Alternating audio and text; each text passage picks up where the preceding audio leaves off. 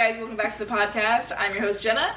And I'm your host, Holly. And I'm actually here right now. Yeah. If you're not watching the visual version, I'll just give you the lowdown that Holly is visiting me here in California this week. So we decided to film a couple of in real life together podcasts with each other and do a little bit of ghost hunting stuff. So we'll talk about that in our Christmas special. If you haven't already seen it, go and watch it.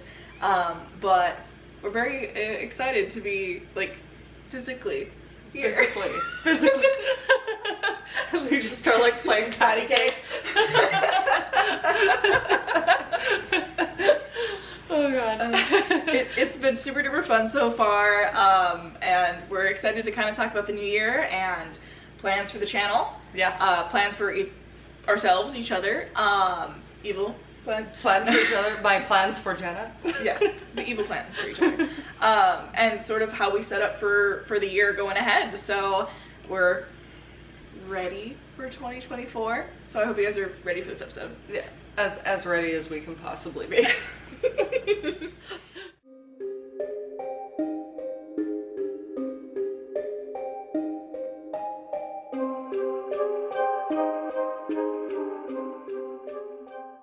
I think we're both just gonna sort of jump into this without a lot of preparation. I had a bit of time, but I wound up not using it to the best of my abilities, which might relate to what I do in the year ahead.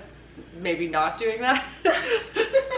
But yeah, we're just trying to sort of figure out like where we're going, what we're doing, all of those things, as I'm sure all of you listening will be trying to figure out as well. We are all in the muck together. A muck. By the way, you're probably gonna get like even weirder stuff between both of us and like memes and lots of things like that because we're like right here and we're even more weird than we usually are. Yeah, there's no lag on the little Zoom. Exactly. We don't have to have that like professional air of waiting on things, yeah, etc. We're just gonna like go for it. Yeah, and I think too that's always the problem on Zoom is if there's that lag, we're like patiently waiting for the other person, mm-hmm. and then we're like try not to talk over each other. Yeah, there's definitely that. We have a few of those, and luckily with our program that we're using now, it does sort of split it up so you can fix it a little bit, but there is always that time of waiting, so we don't actually have that now, which is great. Yeah, we can definitely, vibe off of each other, so this has been real cool so far, last 2 days. Oh yeah, absolutely. 2 days and a drive from LAX for 2 hours. 1.5, well we spent like 13 hours to get through yesterday or something like that, so.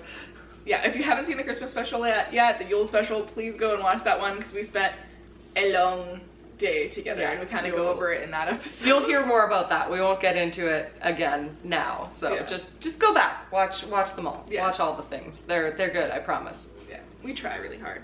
We do.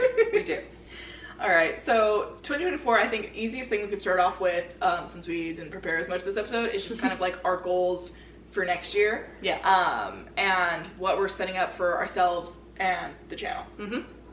So, you got some? Oh, it's me? Okay. All right.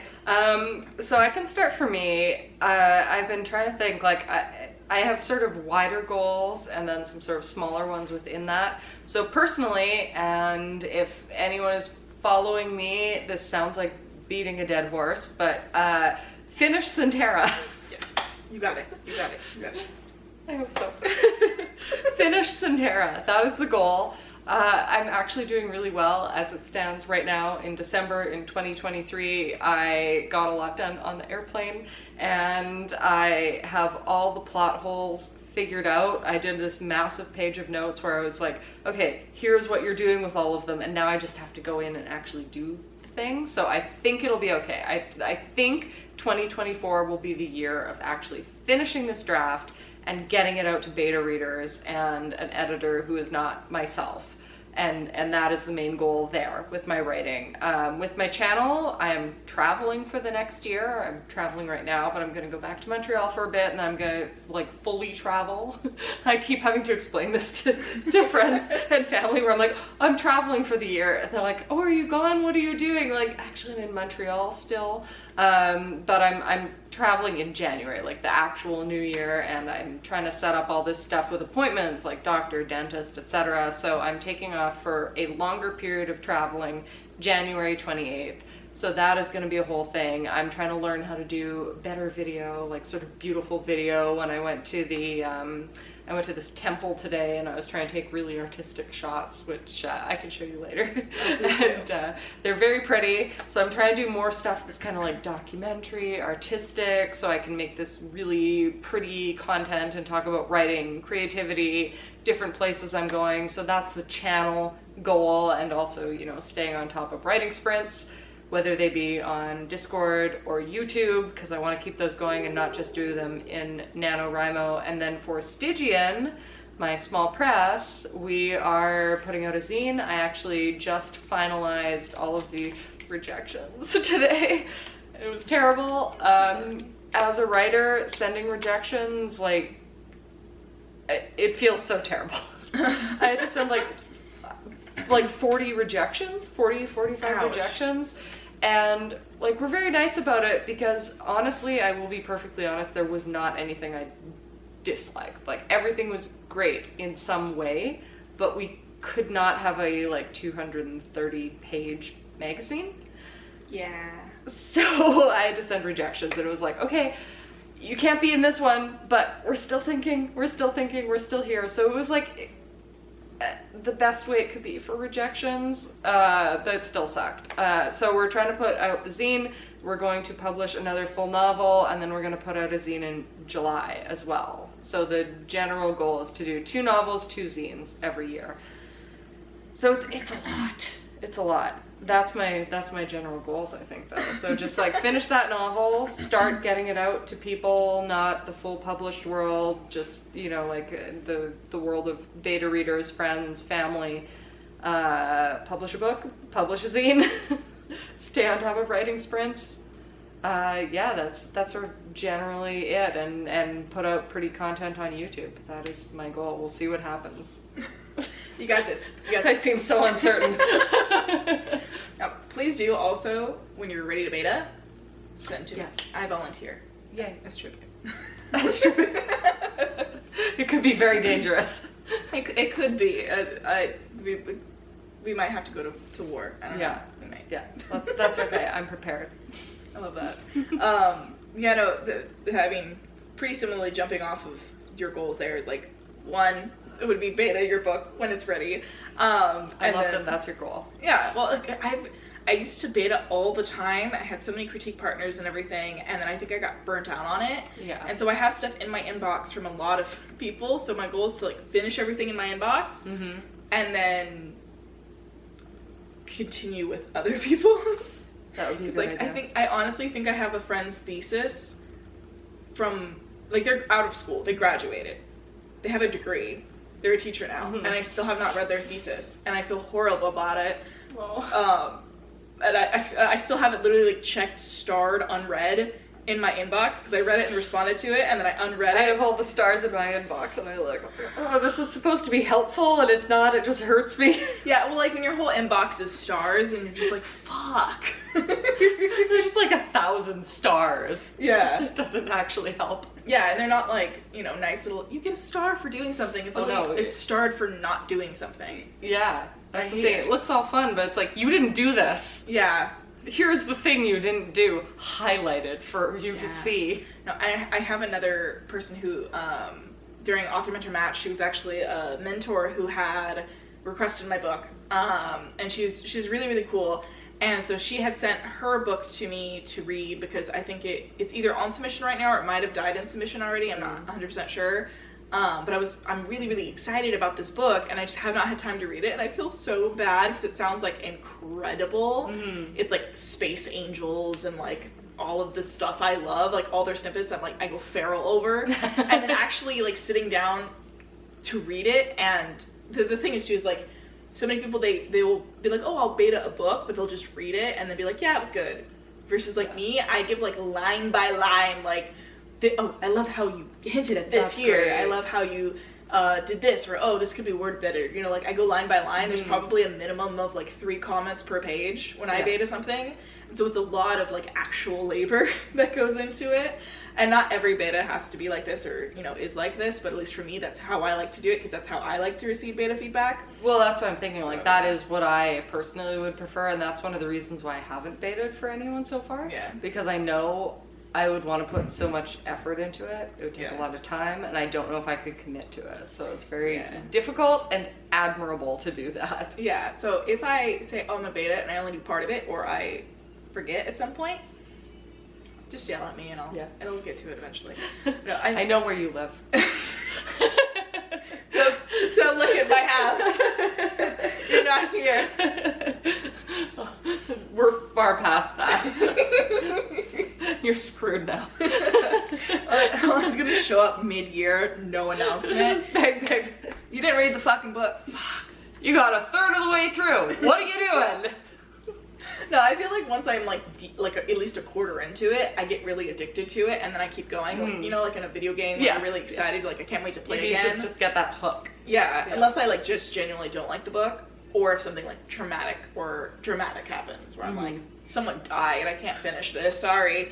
I've sadly had that situation happen with betas, where I was like, I'm so sorry that happened to you. Please don't bother trying to read. I might have one in there like that.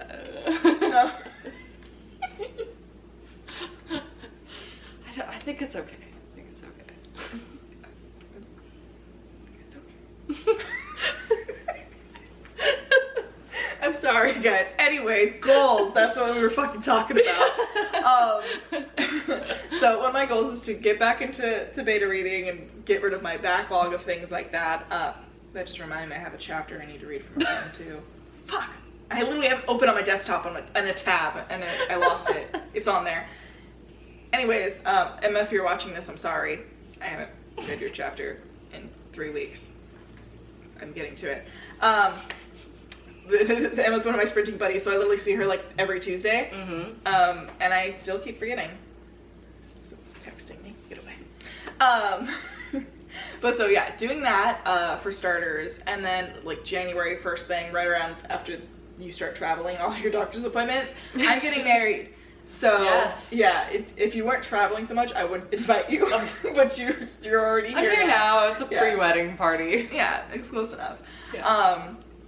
But yeah, first thing out of the year, goal, get married. Get that finalized. That is a goal.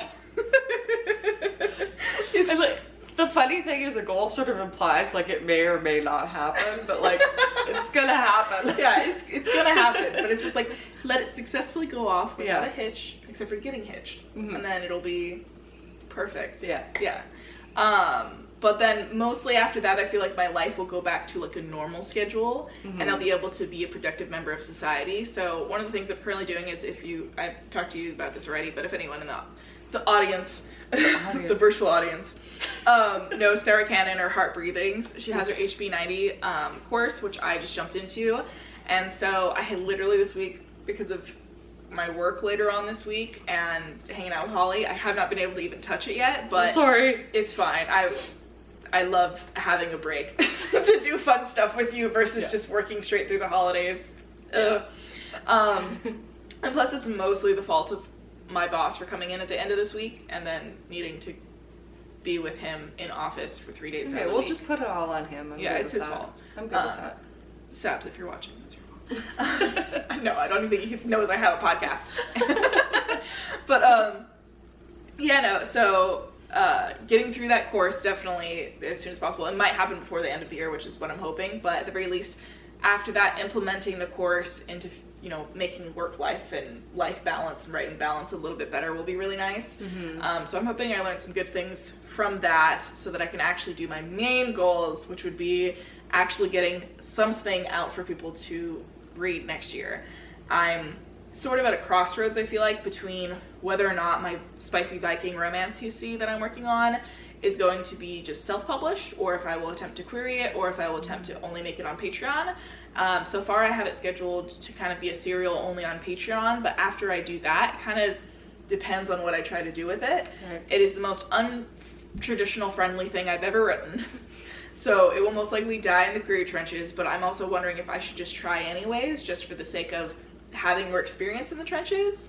But even like the sucky thing with that is, what if it did get me an agent and then it's so untraditional friendly that like I work on it with an agent and just dies on sub? That would be disappointing as well. Well, so that's always the problem, like with publishing, being on the publishing side of it, I sort of start paying more attention to that and how those things work, and like, you could get locked into something. Yeah.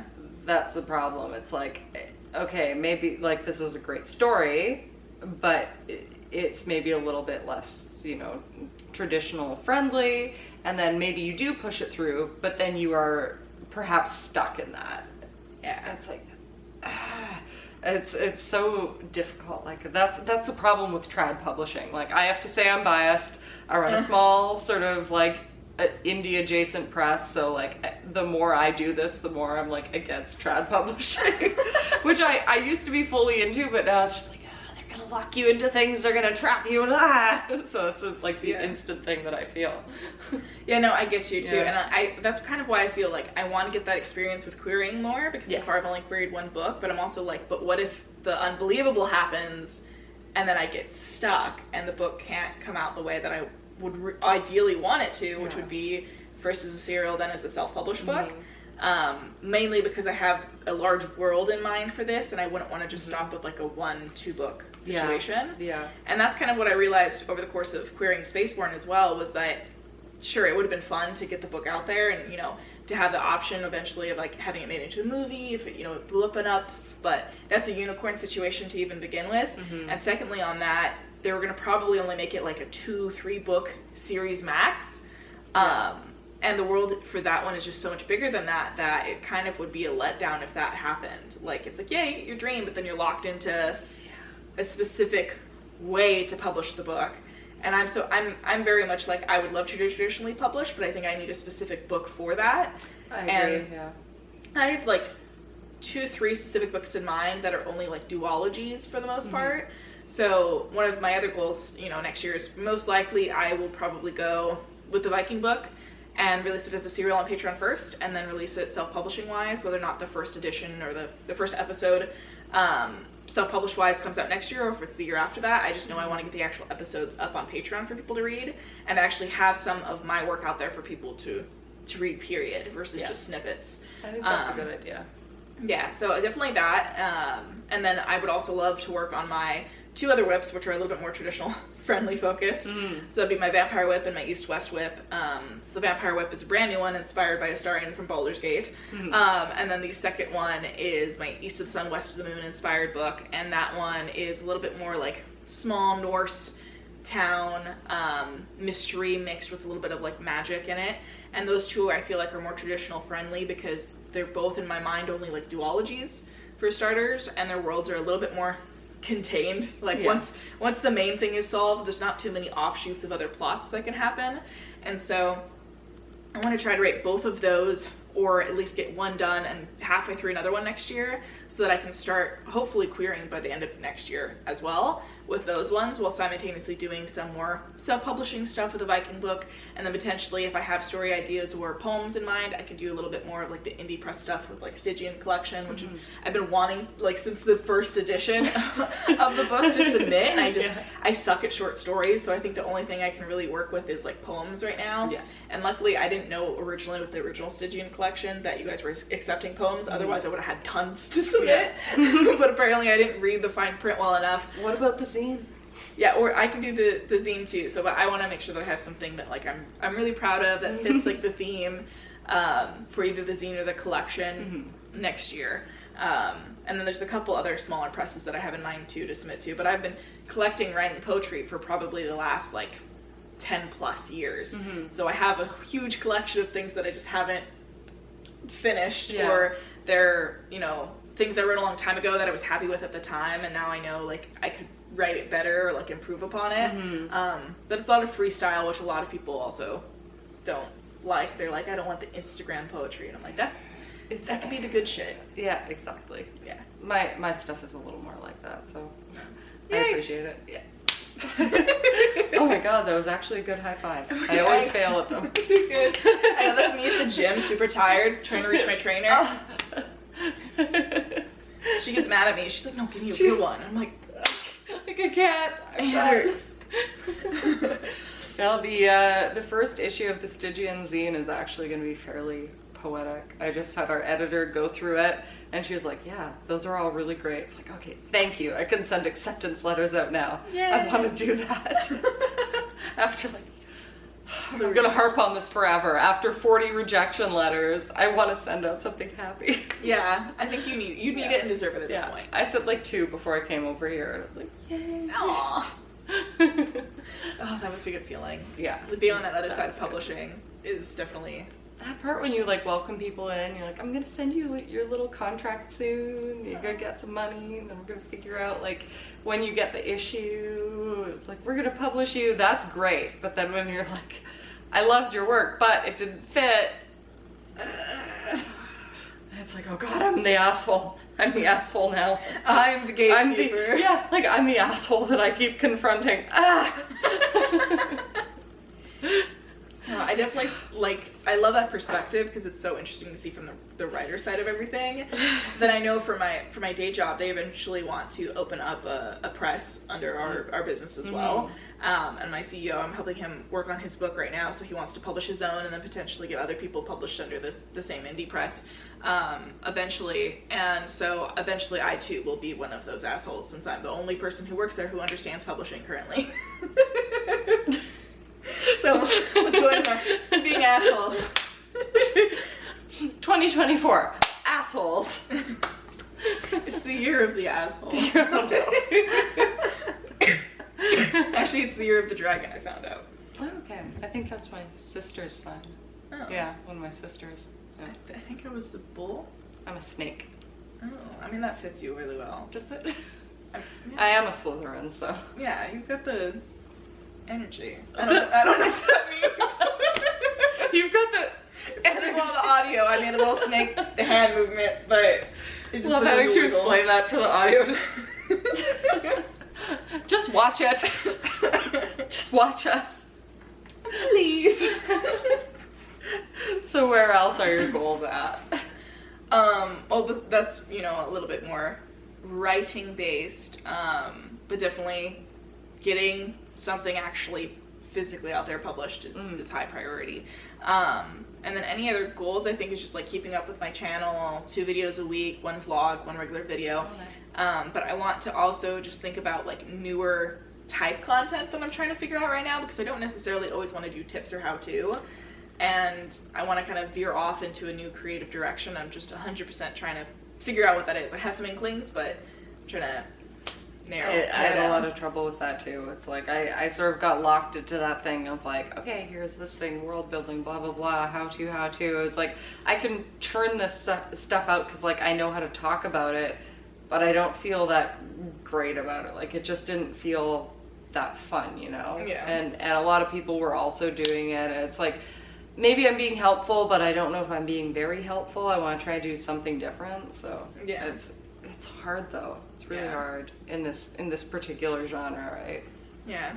Well, I think too, AuthorTube has that problem of like so many people blew up because it's educational. But when you research online how to like blow up your YouTube channel, they tell you to do search-based questions. Yeah. And it's like that works if you actually show up as one of the top SEO options. Mm-hmm. But if you don't, then you're just another voice saying basically the same thing over and over again. Yeah. Unless you have like a new perspective on it, which is a little bit different, or if you learn from a specific school that other people would want, or you had a mentor or something like that. Which can still be tough though, because you're still going to be sort of buried deep in there, and when people find you, they do have to actually like listen to find that part out. Yeah. So it's still like all those extra steps. It's tough. Yeah.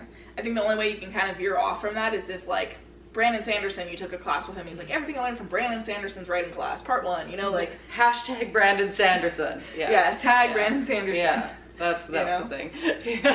Well, it's just another example of like when you have that ability, you kind of have a leg up in certain things, which is not the case for a vast majority of writers. A lot of people are self-taught, or if they learn it in school, they kind of get shoehorned into a specific box. Yeah, absolutely.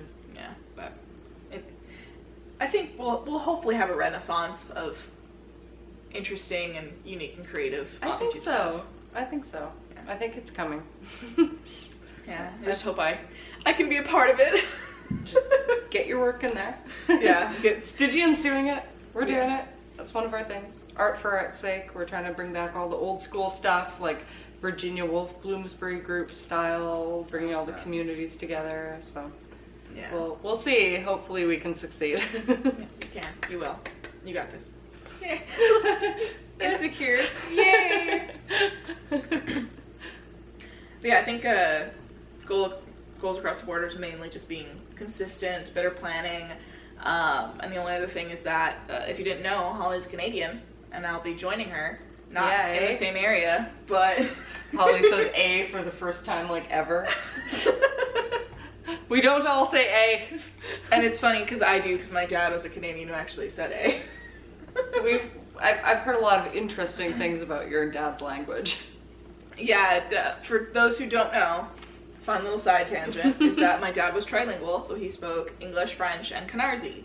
And if you don't know Canarsie, it's the language of the Carnies, because he was a Carney. And so he, like, illegally made his way from Canada to the U.S. in the back of a carnival caravan. And he would mix those three languages together. And that is the extra cool, inspiring part. Because I was like, this sounds like almost a familiar word. Because you said it a couple times before. I was like, wait, where's that from, though? And I'm like, oh, shit. Now I want to write something about this. I would read it. That'd be so interesting. You should write something about it. I mean, I should. That is my lived experience. Yeah, like bring a character in who does that. That would be really cool. I know. I didn't learn enough of Canarsie to do anything. You could now. Well, it's pretty dead, and they keep it pretty secret, so it would be really hard to try to find anything. You had some YouTube videos. Well, I had YouTube videos of people just speaking it, not teaching it. So I just have to copy back. Yeah. And I mean, his specific lingo though was literally like French, which I also don't know.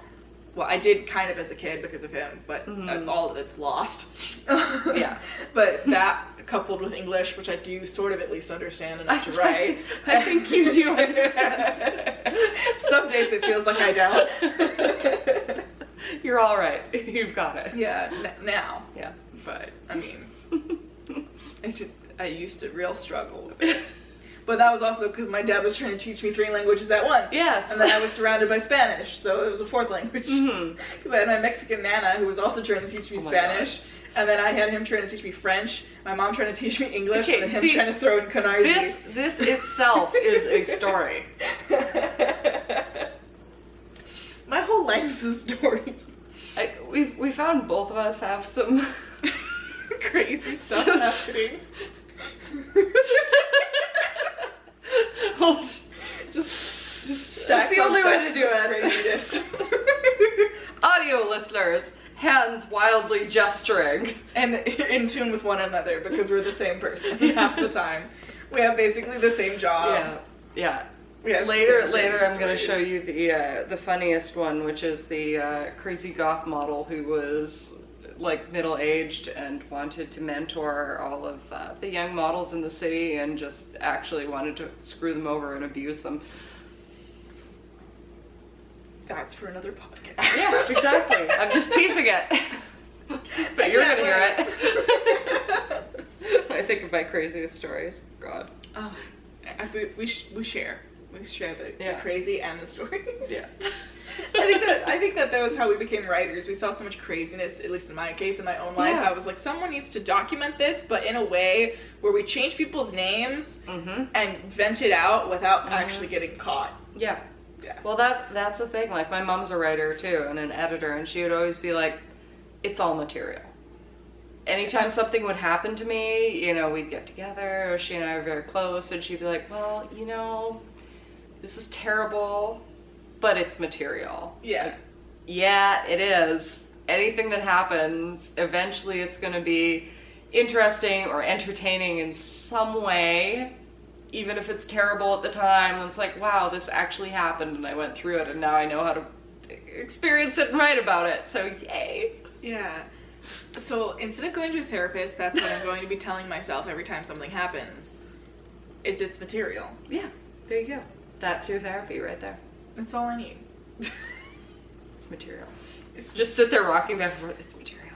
It's material. It's material. T-shirt unlocked. Just pictures of us going like this. Yeah, in the middle, it's material. I have to go back soon, so just we can write them all down because I don't want to lose this. We need to start. All I remember is Gucky Fairy. Gucky Fairy. Hashtag Gucky Fairy. So you know, if you missed episode 1. Or no, what was it? I don't know. It was episode something. We talked about or at least I talked about my Gucky Fairy situation. We tried to see some Gucky Fairies last night, but it didn't happen. More on the previous episode. Go to the old episode. Yeah, but I think those were mainly my goals. I haven't done my 2024 journal yet because, again, no time, and I want to do the HB90 course first to, help it influence, because part of it's like vision board and things like that, which I normally do, but having someone else's perspective of how they do their vision board might like reinvigorate something in me. Who knows? But I'm really excited as well to make a video sometime, hopefully soon, to kind of go over my journal from this year and reflect back, because I was already looking at my vision board that's in my journal for this year, and then discovering like, oh look, I put down on there this wedding dress and I have one that looks quite similar to it. Oh look, I put down that I wanted to be weightlifting. I've been going to the gym 3 times a week for the last like 2 months, and I've been predominantly weightlifting. I put in a vlog camera that happened to be the same vlog camera that I'm currently filming on, that I've had for a while, and I've been vlogging way more. So different things like that I'm excited to look back on and see the progress throughout the year and things like that. But those are the goals. Yeah. And I mean, like I one of my things is I need to organize a bit better, because my organization, as I've talked about before, is very like, it works for me, but I think it could be a bit better for future me, because the way I work is like I have an online calendar and I have a printout calendar, and I just sort of take random notes, and it's all over the place in multiple locations. And I would really like to consolidate that so that by the end of the year, I can look back and go, oh, okay, I said this in January, and now like I'm here. Because the way I am right now, I can't really look back. Yeah. It's sort of just scrapped once it's done. It's like, all right, finished this week, done.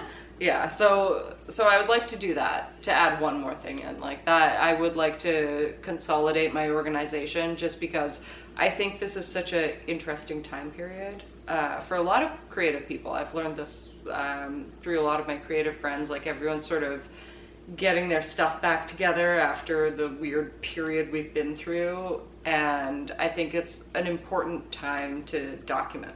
And just to go, okay, here's where I am right now, where am I going to be a year from now? So I would like to document that better. Yeah, that's sort of where I'm at, I think. Yeah, well, I've heard too that a lot of people think we're entering the age of Aquarius, which I'm not sure if you're familiar with.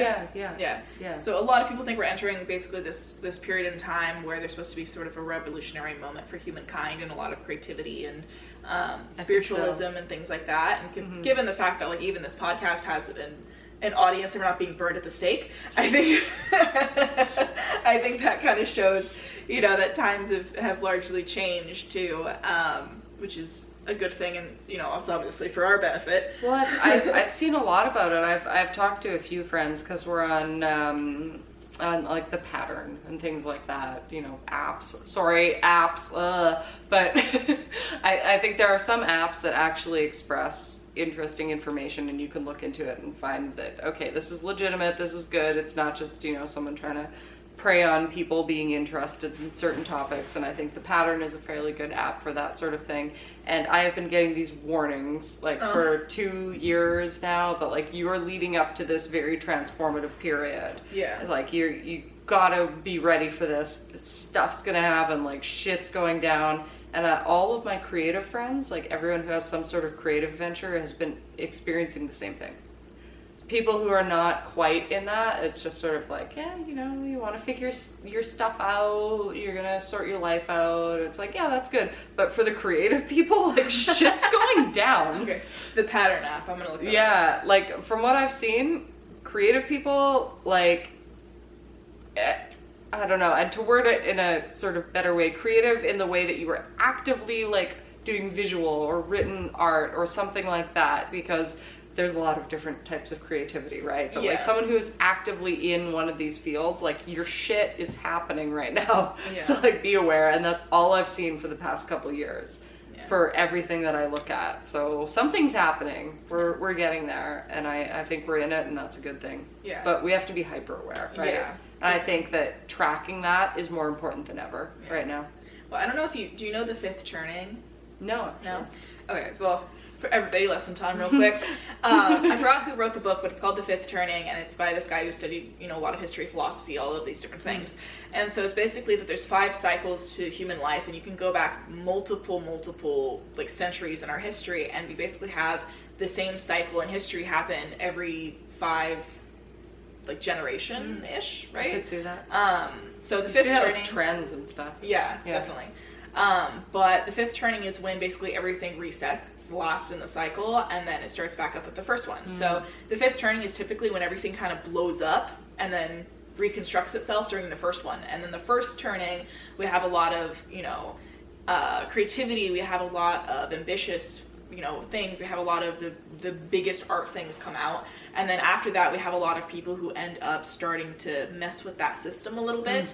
And by the fifth turning happening again, we have basically an explosion of all of our systems crashing, right? And so the last first turning we had was the 1920s. We had, most unfortunately, we had, the Spanish flu and things like that. But for the most part, a lot of that early 1900s time was a lot of, innovations in the art. It was the suffragettes, it was the swingers, it was all of those different things happening in that period of time, and it was a huge art boom, right? That's where we get a little bit more Art Deco. We have a lot of birth of that, and then we ended up having, World War I, World War II. We had that, deconstruction period of bad things happening after having a good period, and then we had a little bit of a stabilization in that fourth turning, which has been basically us since the 60s, and now we're entering the fifth turning where everything is basically blowing up again. But you can go back, and if you look at it, every single about 100 years before every single super devastating period in time, we had a huge art one. So you can go, if you go 100 years past the 1920s, you've got, I think, the Civil War. Before that, it was the Revolutionary War. Before that, you've got the French Revolution. Before that, you've got tons of other ones. And then kind of our World War I, World War II is kind of an outlier of that usual trend. There was usually still some sort of revolutions or some sort of other things happening in other corners of the world. And, for most part, people use this in a political sense. But creatively wise, we have to kind of look at that, because after a lot of destruction tends to end up being a lot of beautiful things coming out of it, because people are grateful to be alive. They're grateful to have a roof over their head. They're grateful for stabilization, and they have the room and space now to actually create things. And so we see that a lot when countries like fall and then rise again, or if we see something like dramatic happen, like the pandemic, when everyone was fearful, there was also a lot of art that was created because people were staying home. And now we're kind of readjusting again to being out in, the open and everything, even though the pandemic is still technically going on. We just, at this rate, just have to live with it to the best of all of our abilities. But I think now, too, we're hopefully going to go past the rest of the horribleness pretty quickly and come to the nicer side of things. But there, even with the age of Aquarius, they said there's got to be some destruction before we can get to the good part. So hopefully we're through it, but we'll see. That's what happens a lot. I mean, like when you talk about artists, one of the interesting things, just like culturally, is any neighborhood that you see that's sort of like run down. There's a cycle, right? There's sort of a rundown neighborhood. The artists come in and they start pushing their influence and doing sort of events and like doing like cool graffiti art and things like that, and like bringing art in, beautifying it, and you hit this like really great phase where everything's just still affordable but artistic and beautiful, and you have all these creative people in there, and then it gets gentrified. And then you can sort of push that onto a larger scale of all these things that are happening, and the cycles of the world. Like there are these different cycles that we experience, and a lot of them repeat themselves over and over again. And the arts are a huge, important cycle, I think, because arts signify change. Like a lot of people will look at certain things like, technologies, but arts are directly connected to technology. So whenever you see a society changing, you are going to see that happening in the arts. So if you want to look on like a micro scale and go, okay, sort of what's happening here, look into the artistic communities, and we're kind of like the the rats on the ship. if you want to see what's really going on, you bring the plague. Maybe. Oh, but like anytime you're on a ship and something's happening, the rats are gonna escape first. Like we're the what's the word? I can't think of the word, but we're like the sign, like the sign when things are happening, when change is happening. Like look to the arts, and you're gonna understand what's happening in society. Yeah. Because, that's one of the things I cannot stand when people say is that art isn't political. Oh. And I'm like, have you actually read any, did you not learn comprehensive reading skills in school? Because, well, I did skip a lot of school. I have you not? Well, wait, but. Well, even I was very sickly growing up, so I missed a lot of school. Me too! Yay! So I missed a lot of school, but even I still learned that. So unless you just were homeschooled and very sheltered by specific types of people, or if you just went to a really, really bad school. I went to a bad school and I still learned it, so I don't really see what the fucking excuse is. Art has always been political, which it doesn't always have to be, but that element is always there. Yeah. Like, you can't say art is not political because it always has the potential to be. Yeah. Like, with Stygian society, we have specifically gone art for art's sake, where we don't focus on that, but there's so much political art. You cannot say that is not a part of it. It's huge, and art has been a huge political tool, right? Like, it's very important. It's extremely important in politics. Yeah. Well, I think too, it's socially also communicating something as well. So social movements, so different eras, time periods, different big events that are happening, you can kind of see more so the public's opinion usually through art, or you can see at least the artist's perspective through that lens, typically. And so it's a way for us to understand the world and other people and different things like that, and that's why it's so important and endangered, obviously, by AI and different things like that. But I think all of that too, it'll most likely, what I see happening, I don't know how we got on this conversation when we're supposed to be talking about, I guess because we're talking about the future, but I most likely see people relying on AI art, specifically like imagery and writing, and we see that everywhere for a while, and people become so sick and fucking tired of it that there's a revert back to actually valuing people doing art, because once you start noticing AI and you can pick it out, you see it everywhere. And we were just talking about this. We were literally seeing ads written by AI in fucking Hollywood.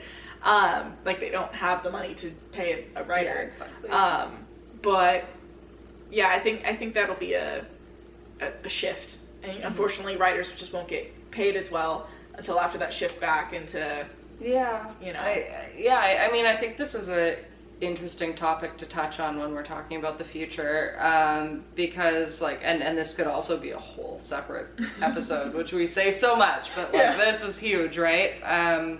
Because I work in copywriting, like marketing. We both work in marketing, but I'm very specific in the copywriting field. So I do a lot of writing, and I utilize AI as a tool. And I think that it is a useful tool, but it has to be defined as a tool, right? Because when you take it outside of that, that's when it becomes a problem. And what I referenced when we were talking about this is that we've discussed these words, there's a list of words that you will see everywhere and be able to tell that an AI is writing something.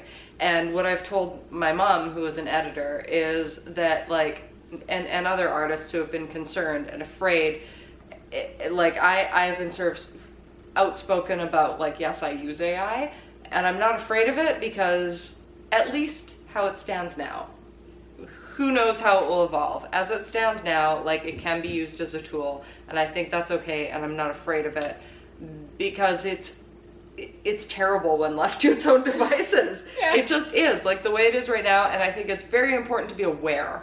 And if it can make your life easier, great. That's what I use it for. I think that's really helpful. It gives me the headspace to be creative. And that is why I use it. I don't use it for anything that I truly want to be building and being creative with, that sort of thing. My novels are not touched by AI, right? But outlines, emails, all this tedious stuff. like tedious things that you have to do as an author in current day, I will use that. But like, I don't know, you really have to be aware of the things, because like I'll just give 2 words, elevate and unlock. You see those everywhere. It's AI, it's terrible. Like it has no competition like against us in that region, right? Yeah. The one time I tried to use AI writing, specifically outside of like the use of copy for work or something like that, was literally just because I was stuck on a scene and I was like, okay, let's just throw something that the AI wrote in there real quick, just so I can, because I'm like a linear writer, so like I have to have something there to move forward. So it wrote like 2 paragraphs for me, and I put it in bold red so I wouldn't go back to it, and then I actually looked at it afterwards and I was like, this is so bad. Yeah, I can write this a million times better. And so then I wrote it I told it what to write, and it spat out some garbage to me, and I completely rewrote a brand new thing, and it ended up being like a whole 1.5 pages long compared to the 2 paragraphs that they wrote. And it was completely and utterly different. None of the words were basically used the same. And I was like, you know what?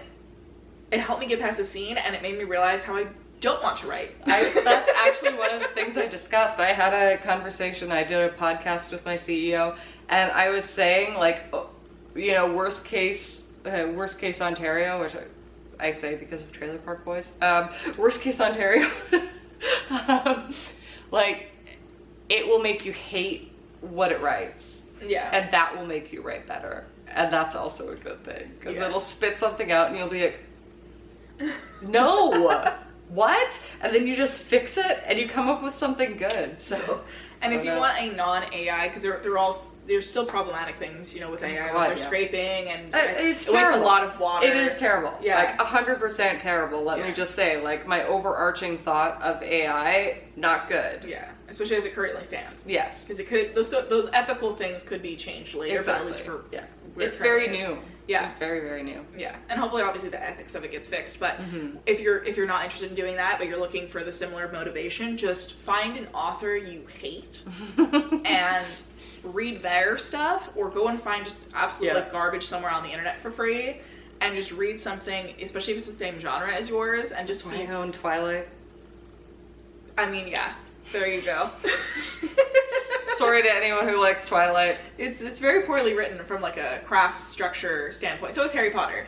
It's not done well. But I mean, that's just proof that publishing cares more about the story than, unfortunately, the actual craft, which... That's the archetypes and another series. I talk about archetypes a lot. A whole other thing. But, it shows that they care a little bit more about that. But, if you ever want some petty motivation, I mean, that's how you get it without needing to get petty against the AI. I will say it's probably a little bit safer to get petty against the AI, because what happens if that author ends up being your agent sibling or your peer in some way? So that's better to keep it impersonal if you can. Yeah.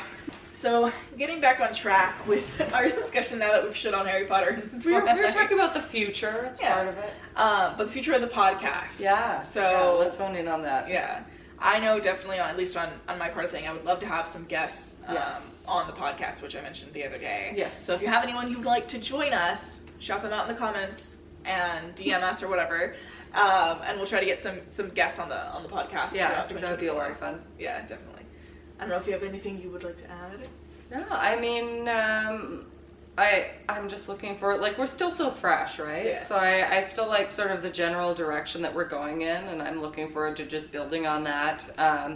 I like how, again, last episode, we had some, spooky ghost hunting stuff, a little bit more of that element. I think that that's fun to have built in, but I definitely agree with bringing in some guests, because that's always interesting to have that extra element, and just expanding on writing and spookiness and the occult and all of those things. I think you and I are on enough of the same page that where we evolve, whether it's planned or not, is going to go in a direction we both appreciate, and that's a great thing. Yeah, I definitely think so too. Like, this collaboration here couldn't have been any better. I know. For those of you who don't know, I literally just had the idea for this type of podcast, and I posted it on my Instagram stories, and me and Holly were mutuals, and I was like, does anyone want to co-host a podcast about witchy stuff and writing? And she was witchy like, yes. writing, and I was like, hello. And it was so funny too, like, looking back on this year so far, because we only started talking this year. Yeah, so we only kind of met because you cold emailed me Yeah. for the stitching collection. It's like, send me words. Yeah, and I didn't, because I tried writing a short story and it was terrible, and I was like, I can't share this with anybody. And I had it off a weird dream that I had, but I think the dream was too complex for the amount of pages I had. And I totally understand, because I couldn't even write a short story for my own collection. Yeah. Maybe next time. We'll try. Yeah, exactly.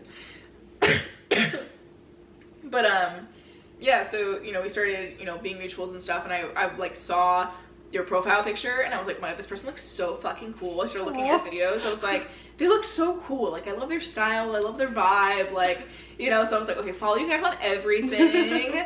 And then we had like the live stream that we did with you and Pei and me, and that was basically like the end of most conversation for a while until the podcast. Yeah. And now we talk like every week. I know. Yeah, it's been and now you're here in my house. Yeah.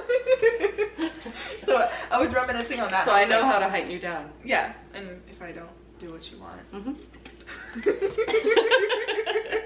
Sorry, you were reminiscing. On my potential murder, yes. But yeah, no, I was reminiscing on the past year, and I was thinking about that, and I was like, wow, I feel like we're such kindred spirits, because like literally it feels like I've just talked to you for forever. And then I thought back to it and I was like, no, we literally don't talk that much. No, it's funny though, because that's always been like I was just talking to my mom about this, so like these have always been my best friends, the people who like we have a strong connection and we're doing our own thing, because if I have a strong connection with someone, they're generally going to be like as into doing their project as I am. Yeah. So we're doing our stuff, and then whenever we come together and talk, it's like, hey bestie. Yeah. Like one of my best friends in Winnipeg, she and I talk maybe twice during the year. Yeah. And then I come to Winnipeg and we get together and she's like, oh, I was telling my friends about you the other day and all this stuff, and we act as if we talk every day. Yeah. When we talk like twice a year, but we're still just like the ultimate besties. So that has always been my kind of friendship, and always the work, like it works the best when it's just like you have this huge connection, you come together whenever you're able to, but you just have these big goals. Yeah. Right? So I think that like you and I both have these big things that we're focused on, and it's just come together in a way that works, right? Yeah. Well, I think too, something that I definitely appreciate about our friendship is not only that like we both have our projects, but we both understand you have your projects, I have mine. We have our collective one. Yeah. And so we come together for that, but we understand if there's a need for rescheduling or if someone's late or other things like that get in the way. And also just like being around someone who's just as ambitious as me is it, like feeds the fire. Yeah, which absolutely. I think is really cool. Yeah. And then when we do get together, like yesterday we spent like 13 hours together or something. And I'm a very introverted person, so for that, like to spend 13 hours together with someone and for it to be great, like I was telling my partner about it, like everything was perfect, we're good. Yeah. It was awesome. So you know you're in a good place when. Yeah, and I mean it was nice too, because I feel like we both have that perfectionist, like timely kind of thing going. So like we got home like literally at like 10 p.m. and that's when I go to bed. So I was like, it's literally the perfect timing for the day. So we did like a 7 to 10. I know, we were both like, okay, we're gonna get up early, we're gonna go to bed on time. We're like, all right, we're going out. It's a little bit late, but like we're gonna make it work. We can do it, and we made it work. I was speeding down dark streets at the end there. Like I was like trying to look at the map while I was driving down the switchbacks. Like, okay, I want to make sure we're getting home safely, alive, and also on time. Yeah. Exactly.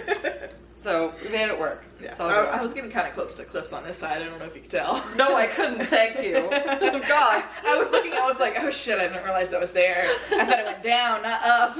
Yeah, I'm glad I didn't know. I think we were too busy with like the EMF reader. We were like looking at that thing. Yeah, we were. Off. And I should have been looking at the road, and yet I kept. I was like, no, it's green, it's green. Then looking at the map, and then suddenly orange. Yeah. Last episode. Yeah. I know. I just imported the footage, and I haven't given it a look yet. Cool. So excellent. Maybe there will be something in there. Yeah. Well, we'll see when we go through it. Yeah. Anyway, I guess we should probably wrap this one up. Our final one of the year. I mean, like I think that we both have a lot of really good things coming up. It's been a lot of fun hanging out here, and hopefully we will be able to do more in-person podcasts, like when you come to Canada and stuff like that. It would be great. And visit me in Vancouver. Yes. Which I didn't even get to finish that thought, Oh, actually. Yeah. For those who don't know, after like my wedding's finished, my top priority outside of my writing and online stuff personally will be to get my paperwork settled and everything wise, so that I can start the process of moving up to Canada, because I am a dual citizen, so I just need to do some, not as much as an actual full immigration situation, but it's a little bit easier for me, so we're going up there a little bit closer to where my dad's side of the family is and things like that, so we'll both be saying A. Yay! Alrighty, well, if you like this episode, remember to follow and subscribe, and let us know what your plans are for 2024. Yes, please do in the comments below. Do you have any organizational tactics we can learn from, etc.? What are your writing projects? All of those things. We are always very interested in hearing it, and we really appreciate you being here for our first, not in whole year, but our first year of podcasting. So thank you so much for joining us, and we're all looking forward to 2024. I hope that you are as well. Definitely. See you guys later. Bye. Bye.